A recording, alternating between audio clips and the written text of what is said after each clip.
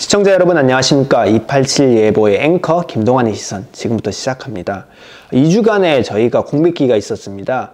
287 예보는 현재 성동청년 플랫폼에서 운영하는 방송국으로서 다행히도 불행히도 다양한 의미긴 합니다만 성동청년 플랫폼 2주간에 있었던 다양한 행사를 하는 과정에서 2주간 방송을 하지 못하게 되었습니다. 이 과정에서 여러분께 287 예보가 하지 않는다라는 것을 따로 공지를 드리지 못하고 그냥 쉬어버렸다는 점에 대해서 사과의 말씀을 드립니다. 아울러서 287 예보가 조금 더 커져서 커뮤니티 기능 그리고 또한 다른 SNS 매체나 다른 방송국 등을 통해서라도 조금 이러한 사실이 있을 때는 알릴 수 있는 기능을 적극적으로 활용할 수 있는 사이즈의 방송국으로 거듭나서 여러분께 이러한 불편을 끼치지 않도록 노력을 하도록 하겠습니다.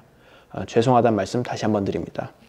오늘의 말씀을 드리겠습니다. 오늘은 사실 조금 안타깝고도 황당하고도 불쾌하고도 굉장히 이거는 일어나서는 안 된다라는 생각을 가지면서 말을 시작하고 싶습니다.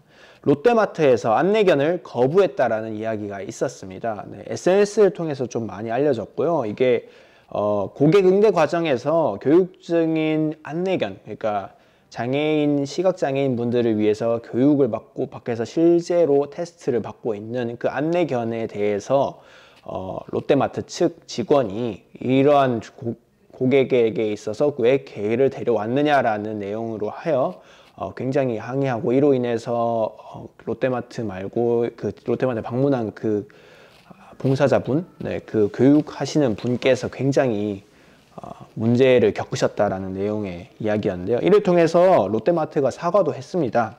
사실 이렇게 생각해 볼 수 있습니다. 우선적으로 롯데마트가 이러한 거에 대한 감수성이 없었는지 아니면 롯데마트가 고의적으로 이거를 무시한 건지 아니면은 롯데마트가 단순히 이거를 그냥 몰랐다라든지 아니면 사실 감수성 같은 이야기이긴 합니다만 지금 나오는 사과문을 봤을 때는 감수성이나 아니면 이에 대해서 인지가 좀 부족했던 측면에 강한 것 같습니다. 물론 사과문이긴 합니다만 고의성은 현재로서는 그렇게 회사 차원에서 고의성은 아닌 걸로 보이긴 합니다. 사실 안내견 이런 걸 어떻게 하냐라고 하면은 안내견 조끼를 차고 있습니다. 그 안내견이라는 설명이 되어 있고요.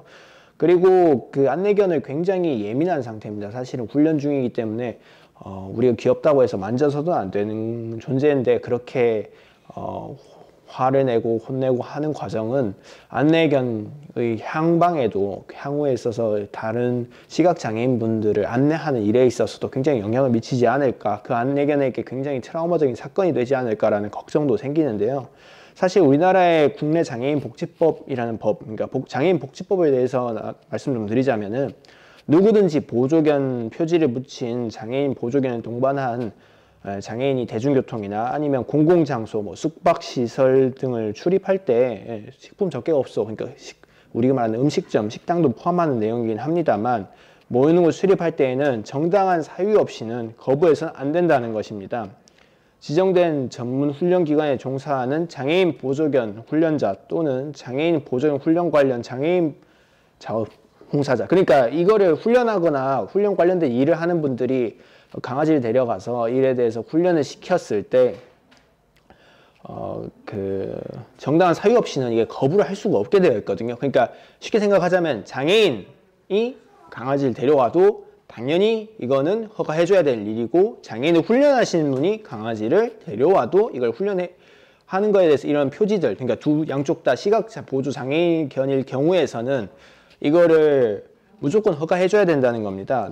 특별한 사유 없이는 말이죠.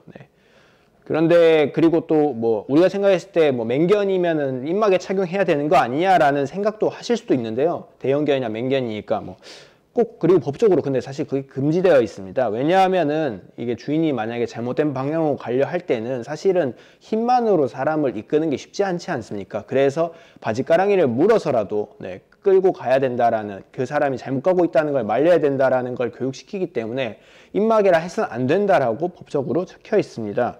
그래서 그러한 문제점에 대해서 굉장히 법적으로도 굉장히 잘 정비되어 있다고 저는 생각합니다. 이렇게 구문만 보면 굉장히 거의 모든 사례들을 포괄하고 있는데요. 최근에 들으셨을 겁니다. 국회에서 비슷한 논란이 있었습니다. 사실은 21대 국회에도 있었고 17대 국회에도 있었는데요. 27대 국회에서는 장애인이 제대로 그렇게 안내견을 데려올 수 있는 여건이 되지 못해서 그냥 보좌관의 지원 아니면 보조해 주시는 분들을 조대동하면서 그렇게 입법 활동을 하셨다고 하는데요. 21대 국회에서는 같은 문제가 생겼는데 다행이라 해야 되나? 이건 당연하다는 게 맞죠. 네. 당연하게도 이러한 장애인 보조견 출입이 허가가 됐습니다. 이건 너무 당연한 거고 사실은 그전까지 국회가 의정활동에 방해될 수 있는 요소를 가져오면 안 된다라는 이유만으로 막았던 것 자체가 말도 안 되는 만행이 아니었나라는 생각도 가지게 됩니다. 어떻게 보면 이들에 대한 감수성이나 인지도가 좀 많이 부족하지 않았나라는 생각도 드는데요. 다행히도 다행이라기보다는 정상적이게도 이러한 만행이 바뀌게 되어서 이제 정상으로 잘못된 게 이제 정상으로, 비정상이 정상으로 돌아오게 되어서 정말 다행이라고 저는 생각합니다. 그리고 또 사실은 이게 법에서는 과태료 300만 원을 부과하게 되어 있습니다. 이 장애인 안내견을 동반하지 못하도록 막았을 때 정당한 사유 없이요. 네. 그런데 또 안내견 출입을 금지하는 식당 주인들도 많습니다. 심지어는 손님이 난리치는 경우도 많은데요. 물론 식당 주인이 싫어도 손님이 난리쳐서 막는 식당 주인도 있다고는 합니다만 다행히도 우리 사회가 여전히 사는 곳이라는 걸 알 수 있다시피 안내견 출입을 거부하는 손님을 내쫓은 가게도 있습니다. 그런 가게도 있는 거 보니까 아직까지는 우리 사회가 살만한 사회가 아닌가라는 생각도 들고요. 사실 정당한 사유라고 할 만한 거는 예를 들자면 이런 겁니다. 내가 털 알레르기가 있으니까 도저히 강아지랑 있을 수 없다. 그런 거라든지 아니면은 병이든지 호흡기 질환이라든지 이런 거가 있으면은 어느 정도 정상 참작의 요지가 되지 않을까인 거지.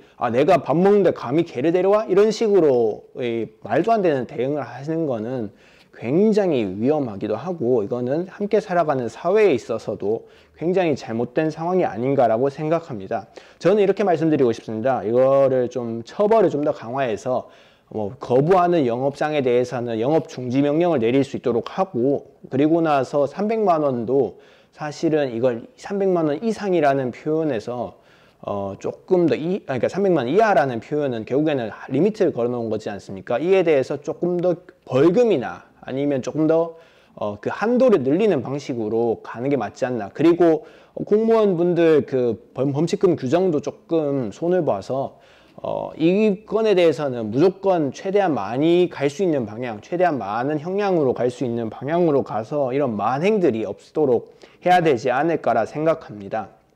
우리 사회가 더불어 사는 사회지 않습니까? 더불어 산다는 건 뭡니까? 모든 사람이 함께 서로가 서로에게 의존해 가면서 사는 사회라고 할 수 있습니다. 이런 만행들이 계속 발생된다면은 더불어 사는 사회가 아니라 누구만의 사회가 되게 됩니다. 누구만을 위한. 그러니까 이러한 지금 말씀드린 일들이 비일비재하게 된다면은 시각장애인분들을 위한 사회는 없게 되는 겁니다. 이건 사실은 기본이고 기초입니다. 이러한 기초적인 부분은 정말로 사회가 중요하게 관심을 가지고 이 문제가 생기지 않도록 그리고 불편함을 겪지 않도록 해야 하는 게 진정한 더불어 사는 사회라는 것을 구현하는 방법이 되지 않을까 싶습니다. 네, 여기까지 287 예보의 앵커 김동완의 시선이었습니다. 감사합니다.